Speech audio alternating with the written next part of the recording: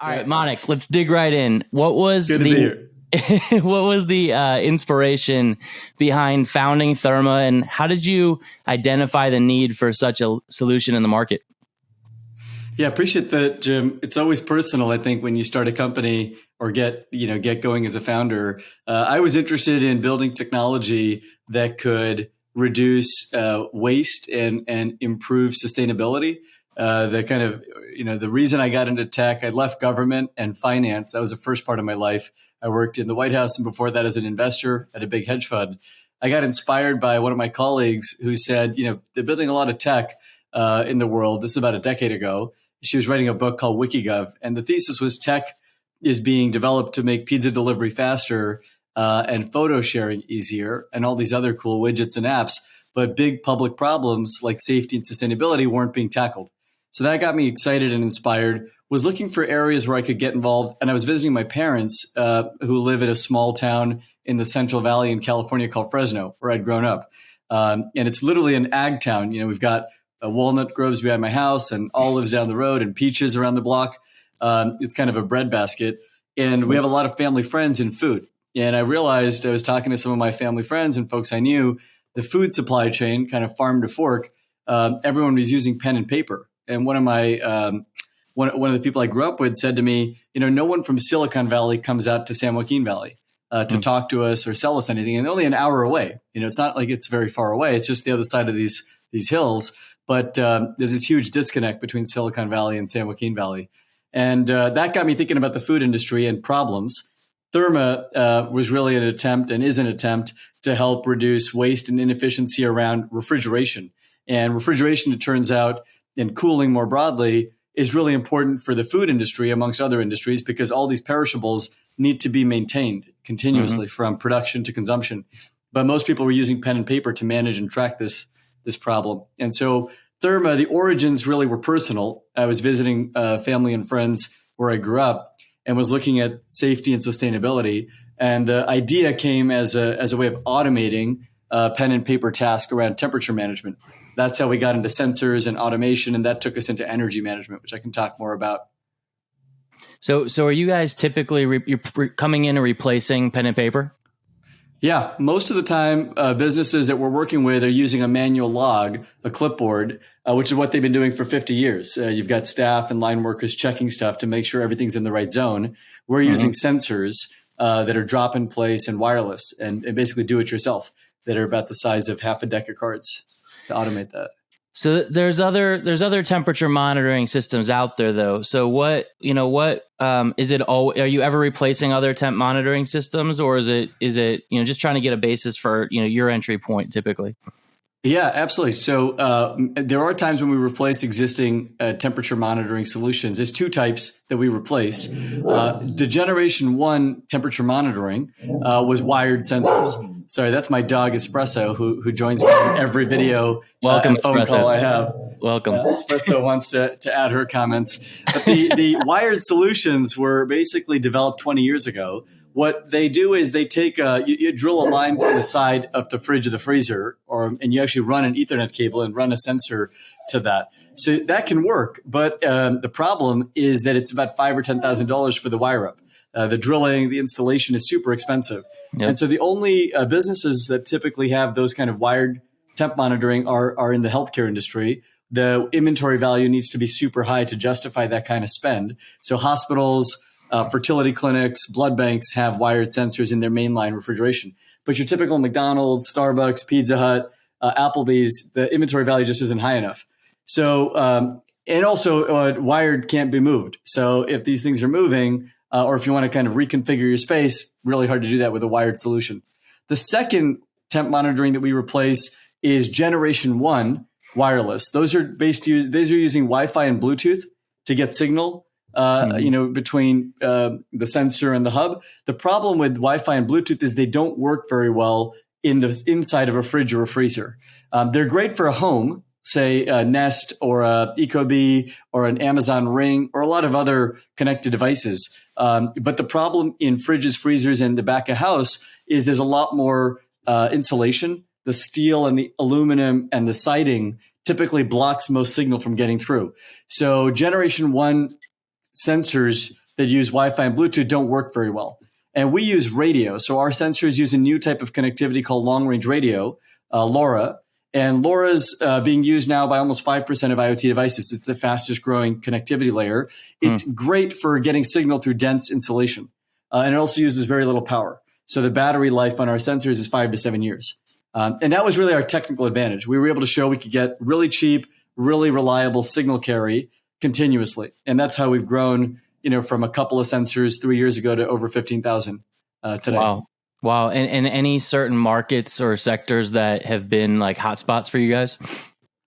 Yeah, so we primarily work in the food supply. As I mentioned, Jim, I grew up in an ag town, and it kind of all comes full circle. So we started working in food. Within the food supply, we're probably closer to the fork than the farm today. So we've got a little over 1,000 customers. Most of our customers are down at the fork level. So restaurants, cafes and bars, schools, universities, and cafeterias, amusement parks, casinos, hotels.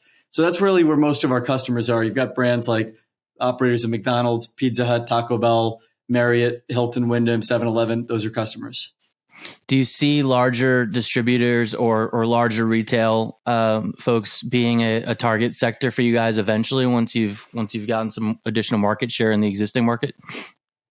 It's kind of the goal. We're seeing lots of opportunity in the world of refrigeration and cooling. There's about 90 million fridges and freezers in the world. We're in about 15,000 of them today. So it's a massive, massive industry because refrigeration's everywhere. I think right outside of our sweet spot, the next area would be convenience, grocery, supermarket, which have a lot of refrigeration per location. But we haven't done a lot of work there yet. So you've got an interesting background too of not just technology, but also public policy. So how has that background and legal background among it, right? How has that affected or been an impact on the mission and the vision of Therma? Yeah, again, appreciate the question. It doesn't come up as much these days because I'm an entrepreneur, but I think at a personal level, all of our lives are kind of, we build on our experiences and we understand our journey better than anybody else. I never thought I was going to be an entrepreneur. I went to college thinking I was going to go work in government. I studied political science and political theory. Went to law school. So I always imagined I'd probably work closer to government and public policy. But I think I did a short stint in government in 2011. I was an intern and then a fellow at the White House doing economic policy of the first Obama administration. Amazing, a group of people and lots of people who really wanted to make the world a better place. But the challenges of government and policy and the politics really got me very frustrated and a little bit disillusioned. I think the challenges of getting good ideas turned into legislation. I was there at the time in 2011 when the two parties couldn't agree on even raising the debt ceiling. This was the first time the debt ceiling hadn't been raised really like ever because it's kind of typically a bipartisan thing, and it was kind of the beginning of the end of collaboration. And it was basically the beginning of a decade of everyone fighting over every single thing and policy not getting passed easily. So I decided to leave government because I thought there was all these smart people who were sitting around waiting for the politics to work, and thought maybe I could actually make an impact by actually working in the private sector and building solutions that had pro-social or positive social implications. And that was around the time this colleague of mine, she was the deputy CTO. She was also a former lawyer, recovering attorney.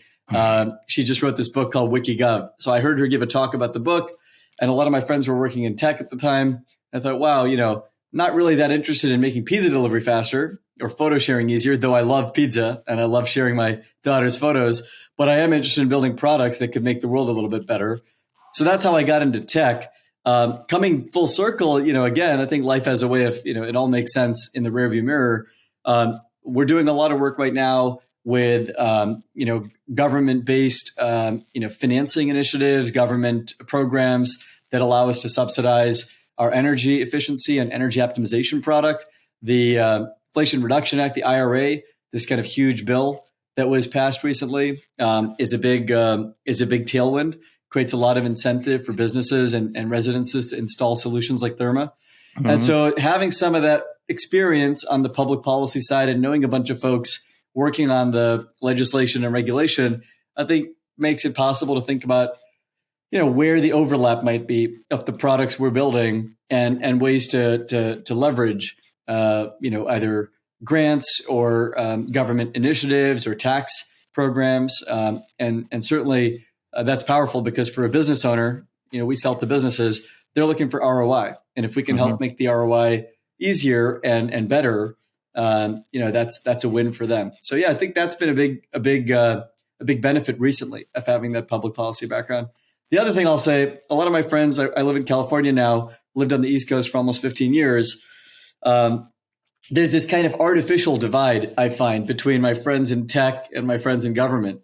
People think that half of the folks in tech think the government's broken, and most of government folks I know think that techies just want to make money and I don't know, go in and goof off on the weekends. But I actually think there's a lot of people trying to do similar things just with different toolkits.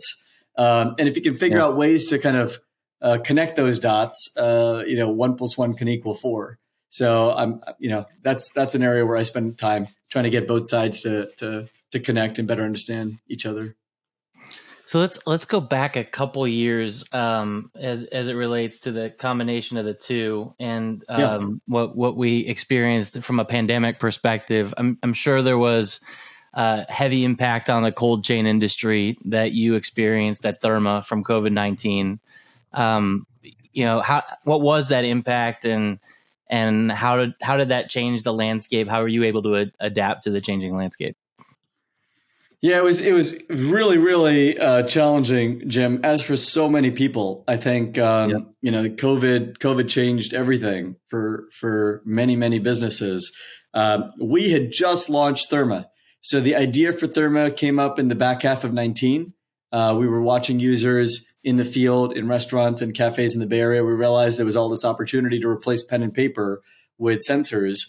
We went through an accelerator in New York. It was an accelerator focused on hardware and climate, run by BMW, the car manufacturer, in their Mini design factory, where the Mini Coopers are designed. And we were just about to raise money in January of 20. We had a term sheet, and we were out there talking about this new product. In February of 20, we were comfortable. We had kind of got the term sheet really close to being finalized and thought, okay, we can close this in the next few weeks. And then suddenly, there was news about a cruise ship outside of, in Japan that was kind of stranded because of a strange disease. And some of our potential investors started saying, well, let's just wait and see what happens. And then a few weeks later, it was in the US and businesses were getting shut. And suddenly that term sheet went away the second week of March. And we had like a month of capital at that time because we were expecting to close this round. We had lined it up for several months. And so we were at one point down to about 3 weeks of runway. And I was, basically I wrote a letter, to our team, which I never sent. I drafted it and I had it all teed up, which was the kind of, it's been a privilege letter, working with y'all and thanks for the sacrifices you made. And I was sure the company was going to be shut down. I mean, I was pretty close to throwing in the towel. My co-founder and I sat down, in the middle of March and, said, do we really believe this Therma thing could work? And the early signs from customers was really encouraging. Between October of 19 and March of 20, the adoption and the interest was really strong. And so we said, look, we think the market really wants this, and who knows what's going to happen in the world, but we think this is a good thing for society. It's a way of reducing waste and catching equipment issues. And so we talked to our investors and recapped the business. So we did a total recap and reset the cap table, and got some of our existing investors to lead, a round. And I invested in that round as well. And we did a restart in April. Basically, live to fight another day. The company at that time had, not many employees. We had a couple of customers and 100 sensors in the world, but we did really well. COVID turned out to be a big opportunity for Therma because what owners and operators wanted was visibility into all their locations remotely. lots of stores were being shut and lots of staffing was being turned up and down in 20 and 21. So people didn't know what was going on with their inventory and their equipment in real time. And because staffing was so much lighter, the number of hours when locations were unmonitored or unstaffed got grew. And so they really wanted low-cost, wireless, reliable monitoring. On top of that, there was all this concern about safety and making sure that guest experience would be exceptional. And so I think the unlock for us happened in the summer of 20. Again, I was driving down to visit my parents. I live in San Francisco. They live in the Central Valley. And I remember seeing on the way home, I think I stopped to get a burger, and the line at Chick-fil-A was like down the road.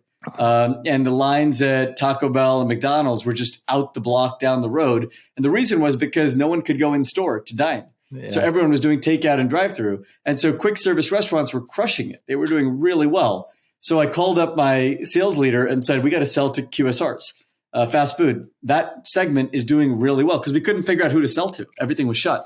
And we ended up growing 3x in 2020, almost entirely with QSRs, fast food chains. And then in 21, other businesses opened up. And then in 22, schools and universities kind of came back and we started growing aggressively in education. But yeah, it was a very, very uncertain couple of years. Yeah, but it sounds like a couple pretty terrific years since. So what do you obviously some movement, some pivots, some focus initiatives that you've mentioned, but the obstacles you mentioned in both growth and raising capital for the company, how did you ultimately overcome them, and any big updates since then in terms of growth or capital raise? Yeah, I think capital raising is always challenging. I don't think it's ever easy to raise money. I think the timing, my wife jokes that I like to raise money at the worst possible times. We raised our seed round in March of 2020, as I mentioned. And then we raised our last round in the summer and fall of 22 when tech and valuations were kind of coming down massively from their highs in 21. But at the same time, I think getting product market fit and getting early indications that, hey, we can actually build this thing and the market wants it, I think that's made it easier to raise money. So we've raised a little over 30 million to date in the last few years. And by Silicon Valley standards, that's not a lot of capital, but definitely, I'm proud of the work the company and the team have done. And I think that the investor base and the VC community that we've been raising capital from, venture capitalists, they're generally most excited when they can see ROI and growth. So I think if they can see, hey, this product or this solution actually creates value for the end user and customer, that's one thing we've been demonstrating since day one. The other is, we've been growing roughly 3x, 300% year over year. Mm-hmm. And people like to see high growth. And I think that's been one of the things I've been really focused on is, can we keep sustaining a really high, growth rate so we can actually have impact at scale. And what have some of the things that you've been focused on? Let's just take it the last 12 months or so as you've grown yet again 3x year over year. What are some of the significant obstacles that you faced and that you've overcome as it relates to growth? Well, I think that there's a few things. I mean, firstly, I would say, the one thing I've come to appreciate is, things keep changing. Once you think you've got something dialed in, almost certainly there's going to be some variable that comes from the outside, whether it's a market factor or these days people are talking about banking and financial sector challenges, that might cause interest rates to continue rising or might cause lending to dry up. At one point it was, which businesses will be open this quarter. When we were selling in 21 and 22, there was Delta and then Omicron. And so half the time we weren't sure which sector to sell to, education or hospitality or restaurants, because no one really knew what was going to be open. So I think following the market and listening really closely to customers is something I've come to appreciate more and more. I'm not a product guy, or, I didn't come from product. I came more from macro. I worked in as an investor doing private equity and then in economic policy.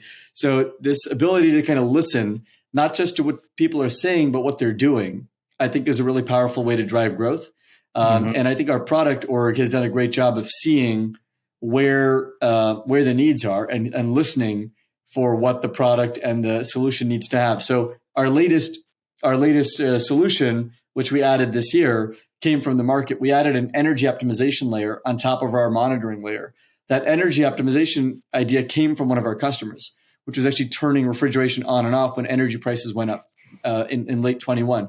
And we discovered that, wow, you can actually tap a fridge or a freezer or an air conditioner like a battery. You can actually tap it by turning it up and down based on the electricity price. And so that idea turned into a whole new solution, which came from our customers.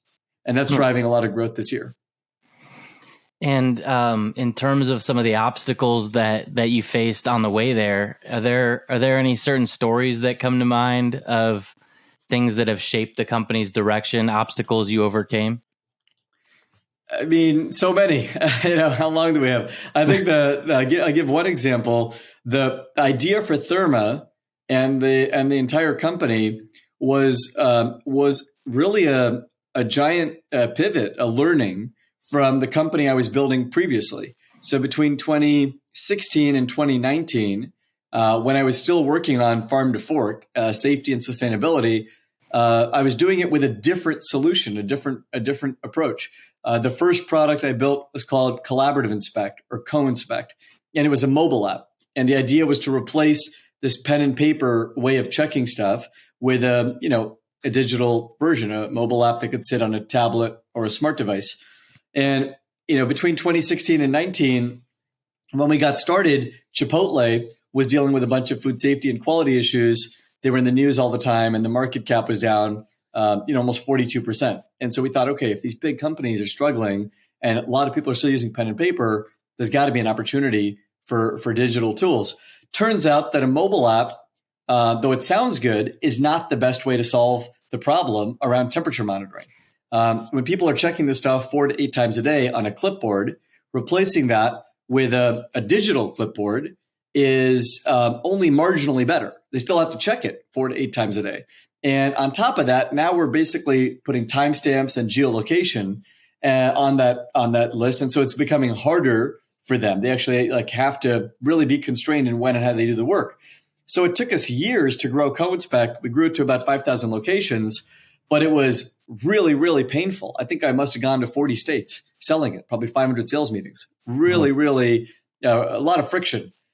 The thing I didn't appreciate, Jim, is no one ever told me in those 3.5 years, we don't like your product or this is a bad idea. Everyone said, oh, this is great. We should deploy it. Yep, our brand or company should use this. But usage was low. Users often complained about the UX UI not being simple and easy enough or requiring too much of them. And business buyers just didn't expand very fast. And so it wasn't what they said, it was what they did that mattered. And when we said, okay, maybe we can do this better, in 2019, we were trying to figure out how to improve the product. We realized, why don't we automate it with a sensor? Instead of using a mobile app, why don't we just replace the work with a sensor entirely? Maybe that would be better. When we put that product, an MVP, in the market, the adoption curve was like 10x Co-Inspect. And again, it wasn't what people said to us. It was their behavior. It was the adoption we got. It turns out that a sensor and automation is just way better for the user. It means they don't have to do this. And it's way better for the owner. The owner gets accurate real-time data without having to constantly fight with their staff to kind of do work that they don't have time for, or they're busy doing other things. And that was painful to realize, because I had kind of started as a tech entrepreneur thinking, hey, you build product, you kind of know what the world needs, and if you build it, people will want to deploy it. Well, it turns out, you have to really listen to user behavior, not just what people tell you, but what they do. And so that was 3.5 years of my life that went into learning that, and that's what led to Therma, the idea for automation. So I say that because in terms of obstacles and roadblocks, the single biggest thing I think when I look back on the last several years was not listening closely enough to the user and the customer for what they really needed. Of course, there are a lot of other roadblocks, building the right team, having the right people around the table, and then having capital. As I mentioned, we almost ran out of money twice. But Yeah. When you, as you were evolving the business and growing the business, how did your sales techniques or your sales motion shift as the company scaled?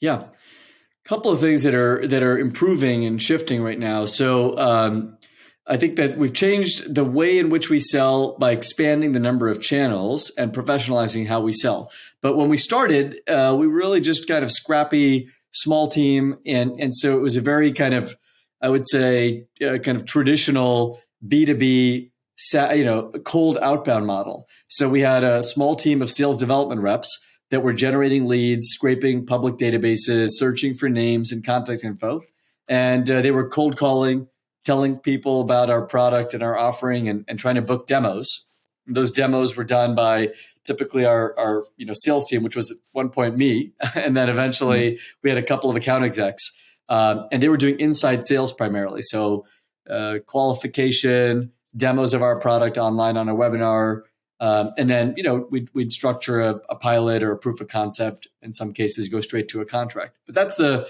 kind of traditional model we took, which was cold outbound. And that's still responsible for more than half our revenue. In 2021, we added in a new channel, which was digital marketing. So we started using digital marketing when we realized, wow, there's a ton of businesses in the world that have refrigeration. There's literally tens of thousands of businesses out there. What if we could market to them and build an inbound, kind of warm inbound pipeline? And so we started using SEO and SEM, content and ad buys to drive traffic and generate leads. And we ended up building a series of landing pages and campaigns online.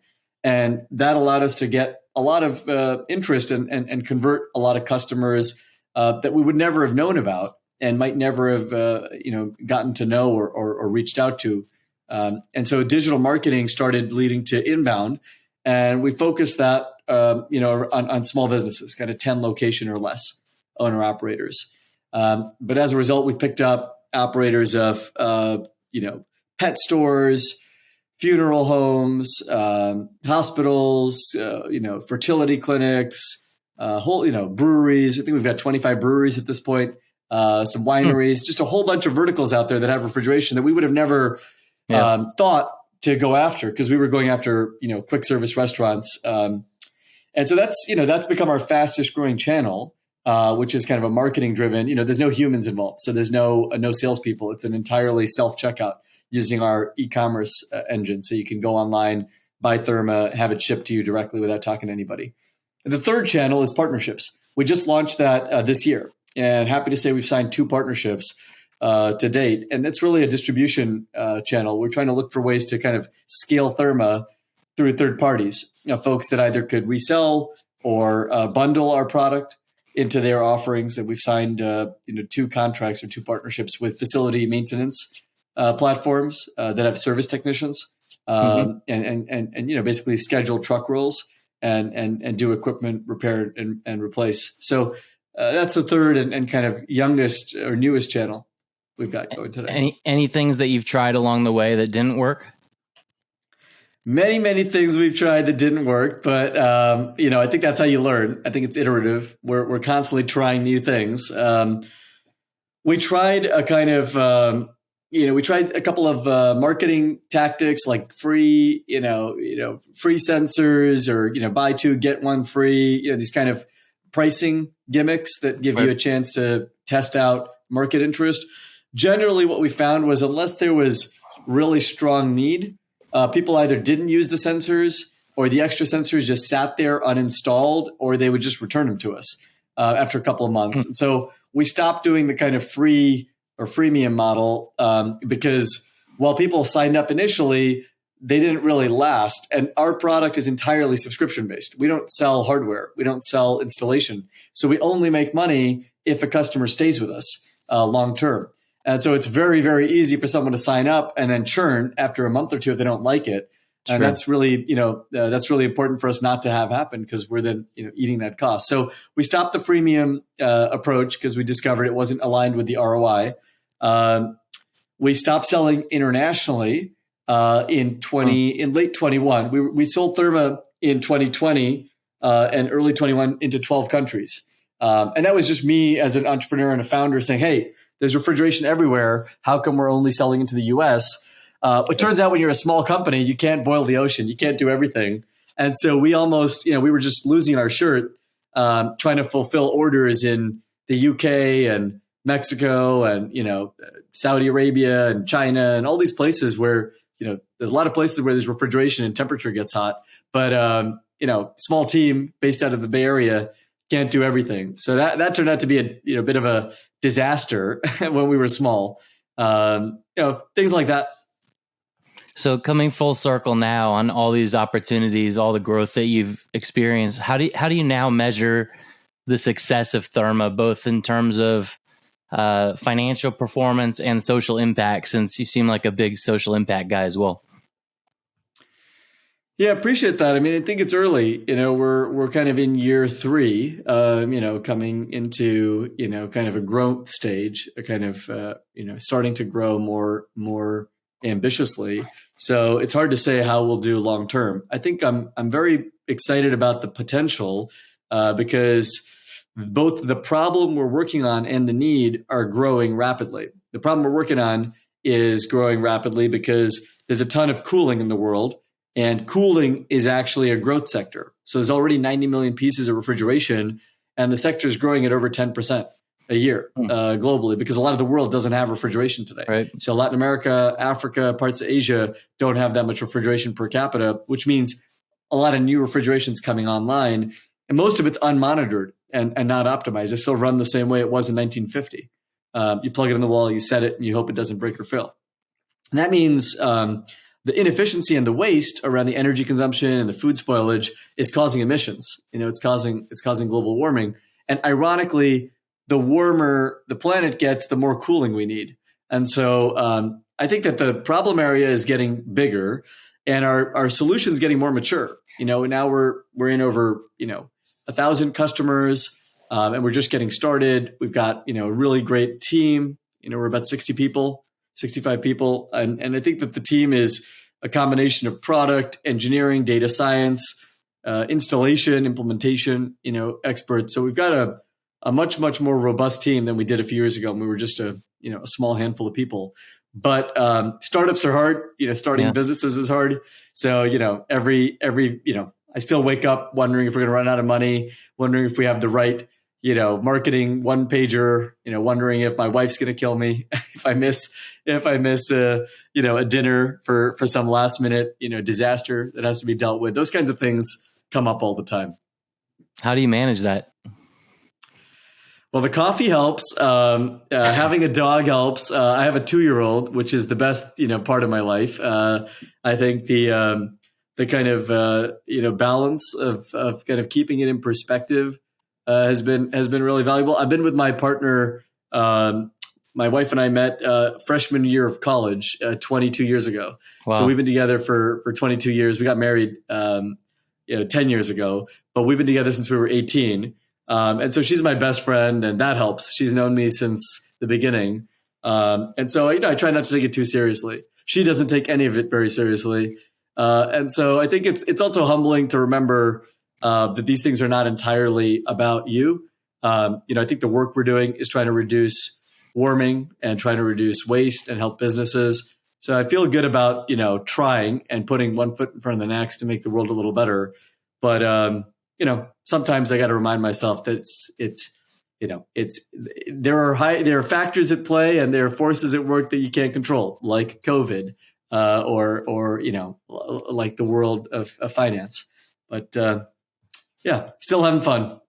Good. You mentioned reducing food waste, energy consumption, environmental sustainability. How does Therma contribute to these things, and any notable metrics, if you will, or KPIs worth talking about? Yeah, absolutely. So Therma does 2 things. We catch cooling equipment failures early and often. So we provide like an alarm and predictive insights that help businesses catch downtime. What that can do is it can reduce spoilage and loss. And that's one of the reasons why customers have been adopting it so quickly. It's a way of catching spoilage and loss that would happen particularly on nights and weekends. And that can add up to tens of thousands of dollars a year of inventory. And that inventory is right at the end of the supply chain. It's right before people eat it. So all the carbon, all the energy that's gone into growing it, getting it to that last mile is already built in. And so food waste at that point is pretty carbon intensive. And food waste, if it were a country, would be the third largest emitter. A third of all food that's grown is thrown out, which is just a crazy number. And so we're measuring that. We're measuring the spoilage and loss prevention. The second thing we do is we catch equipment issues, and try and reduce downtime because of the temp and humidity data providing insights about the equipment. Refrigerants are these chemicals that go into the cooling effect. They're what actually make cooling possible. Ironically, refrigerants themselves are ultra warming. They cause between 1,000 and 11,000 times more warming than CO2. So they're ultra warming compounds, and refrigerants get leaked throughout the life cycle of refrigeration and air conditioning.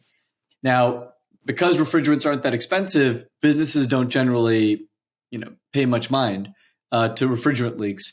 But when refrigerants leak and empty out, the refrigeration stops working. So that actually does matter because no one wants to have their equipment go down. We're able to catch some of those refrigerant leaks, not because we measure the refrigerant, but because we see the equipment not holding temp correctly. And so by catching the equipment failure, that can trigger a repair cycle and help refill the refrigerants and stem the leak. And that's actually a way of kind of stemming some of the warming that these refrigerants would cause in the background. The third and probably most powerful climate, kind of impact we have is we actually reduce how much electricity these assets use. We turn them up and down and turn them off based on time of day, based on utilization, and based on the grid need. So there's an intelligence layer that basically taps these things like batteries. Simple example, we're in over 1,000 schools, K through 12 across the US. Well, schools, as one of my colleagues reminded me, a little over a year ago, schools are closed several months of the year because of holidays. People don't generally turn their refrigeration off in the off months today. And we're helping to kind of lower utilization when, say, no one's there. That can reduce the total electricity footprint. And cooling uses a lot of electricity, which is a big source of warming energy consumption. So those are the three things we do. We have a CO2 equivalent calculator, and we actually put that in our dashboard. So customers can see how much CO2e they're mitigating or preventing by using cooling intelligence. We don't generally sell the product as a sustainability tool alone. We sell it as a way of saving money and improving your bottom line and improving your guest experience. That also happens to be great for the planet.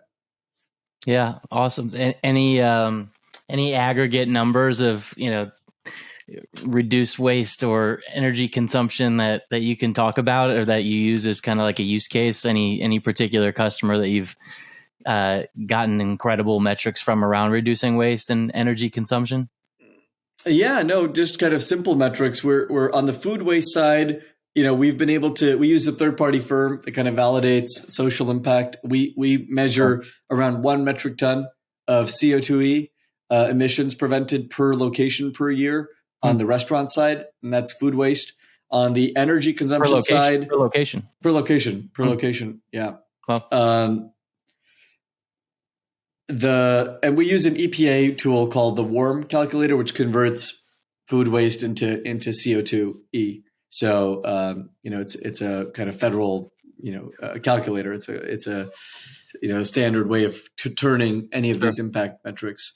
The energy consumption side is actually much easier to measure because it's actually electrons that either aren't used or are used at a cheaper and cleaner time of use than peak load. And so there, what we're seeing is across today, again, using just restaurants as an example, every 1,000 locations, and again, every location, just use a simple metric, Jim, can represent around 30 to 50 kilowatt hours. And so let's use 50, for example, 200 locations becomes a megawatt, and that starts to look kind of important when you're talking about 10 megawatt, 50 megawatt, 100 megawatt virtual power plants. So we start thinking of this as replacing a peaker plant when we're in 2,000 to 5,000 locations. That's a peaker plant. A peaker plant being one of these, quote, dirty but necessary power plants that use diesel, coal, or natural gas in the background to fire up.